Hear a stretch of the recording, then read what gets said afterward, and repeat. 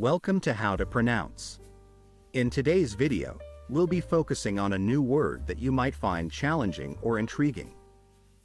So without further ado, let's dive into today's word, Terremoto. which means earthquake in Spanish. Let's say it all together. Terremoto. One more time. Terremoto. Now let's split the word into syllables and then pronounce each syllable one by one. Ter. Le. Mo. To. Thank you for joining us on this adventure in pronunciation. Remember, language is a journey, not a destination. Keep exploring, experimenting, and expanding your linguistic horizons. We'll see you next time.